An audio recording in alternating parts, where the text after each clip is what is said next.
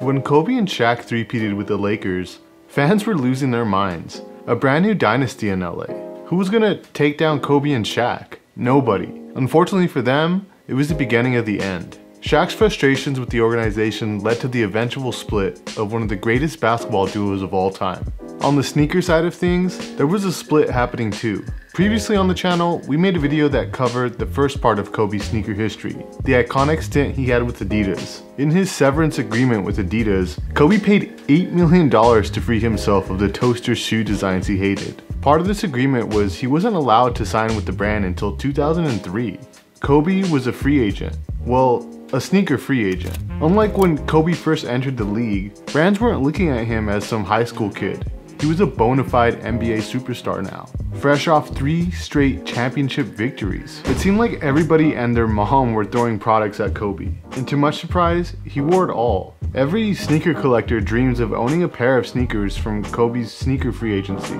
Hell, even the show Pawn Stars recently showed a collection featuring some of these sneaker grails. To kick things off, Kobe loved the Air Force One off the court, and now that he could wear whatever he wanted, he brought out the Lakers schemed Air Force One mids. The only acceptable mids in sneaker culture, by the way. Man, Kobe even laced up a Lakers colorway Converse weapon, the shoe made famous by another Lakers legend, Magic Johnson.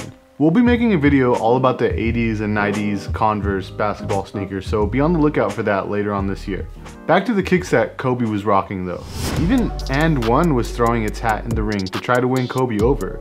Seen here in the And One Desire mid, this was a different time in the basketball sneaker world. And One was absolutely killing it with having the high-flying dunk champion Vince Carter wearing the Tai Chi. Even Stephon Marbury would have his own shoe with the brand, much different than the And One of today. There were 2 big shoe companies fighting for him at the time, Nike and Jordan Brand and Reebok. Let's start with Reebok. During this time, we would see Kobe lace up player exclusives of the Answer 4. The shoe Allen Iverson stepped over Ty Lue in the finals years earlier, except this pair was all done up in the Lakers purple and gold. However, Kobe would be better known for wearing the Reebok Questions though.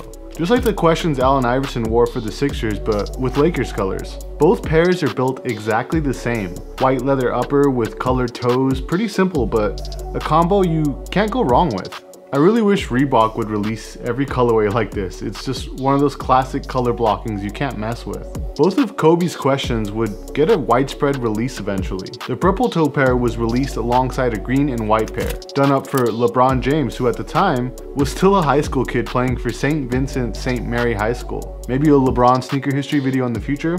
Let me know in the comments down below. The Reeboks were great and all, but it's the Nikes and the Jordans that collectors are really after. Kobe would rock Lakers-inspired Jordan 3s, 7s, and 8s, reminiscent of the color blocking Jordan himself wore. The 3s were a white cement 3 with purple and gold accents.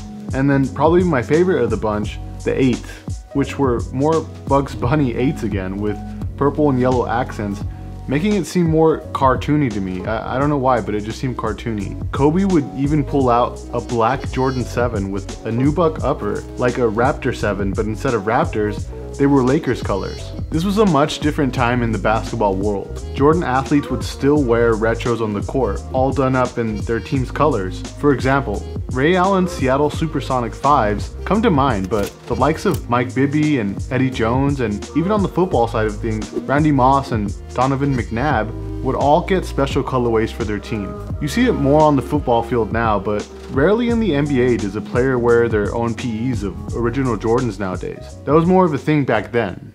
In recent years, some samples came to surface, including a cool gray Jordan 9 with a yellow globe on the heel and a yellow 8, as well as a white and purple Jordan 9 with yellow accents. Shaquille O'Neal would also get a few Jordan 9s as well too. Kobe also wore normal inline products as well. Pairs like the Copper 17 Pluses, the Concord 11s, and the Flint Gray 12s. One of my favorite combos were the True Blue 3s in the All-Star game in Atlanta that year, Michael Jordan's last All-Star game. I will still never forget that dress Mariah Carey wore to sing that anthem.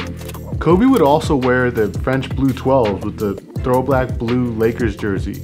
But as everybody knows, the shoe that Kobe really loved playing in the most was a Nike Air Flight Huarache. We've actually done an entire history of Air Huaraches, and I'm gonna link it at the very end of the video, so stick around for that. 2003 would come and go, and the Lakers would lose in 6 games to the eventual champions, the San Antonio Spurs. But now it was time. Kobe could sign a sneaker contract with whoever he wanted, frankly. As we all know, he would sign with the swoosh. His signing would come days after Nike would sign LeBron and Carmelo Anthony, the 2 frontrunners of the 2003 NBA draft. As for Kobe and the Lakers, this was their last shot. They assembled a super team, Shaq and Kobe together again, this time with Gary Payton and Karl Malone. This Lakers team would unfortunately lose to the Detroit Pistons in the NBA Finals. Shaq got traded to Miami, and that was it for the dynamic duo, creating one of the biggest what-ifs in NBA history. For most of that season, Kobe would wear the Huarache 2K4 in a multitude of colors, and I mean a multitude of colors. Red and blues for the All-Star game, gray and baby blue for the Lakers throwback jerseys, laser printed pairs, all white pairs, all black pairs. This was Kobe's signature shoe before his own shoe. The shoe was even included in Nike's Fade to Black pack in 2006 to go alongside Kobe's retirement. Starting out white and fresh with the 2K4 and slowly fading to black chromatically up to Kobe's newest signature shoe at the time, which was the Kobe 11. The Nike Air Huarache 2K4 was a staple in almost every Hooper's gym bag at the time. The lightweight shoe features typically nubuck or leather uppers on top of a midsole that features Nike Zoom Air technology in the heel, a smaller Zoom bag in the forefoot, and herringbone traction on the outsole. The shoe also features a Huarache style booty construction that was also seen in shoes like the Air Jordan 7, 8, and 9. Kobe was wearing the Nike Air Huarache 2K4 on the court, but behind the scenes, Eric Avar was working on his first signature shoe, and it was something serious, the Nike Kobe 1. We're going to cover the entire lineage of the Nike and Kobe line in our next video. It'll be our last and final part of the Kobe series, and I really hope you enjoyed it. I'm going to put a link here or here of the very first Kobe sneaker history video we did, which covers his years with Adidas. And so go ahead and click on that. I will see you over in that video. And I appreciate you watching. Make sure to like, subscribe, and I will catch you guys on the next one.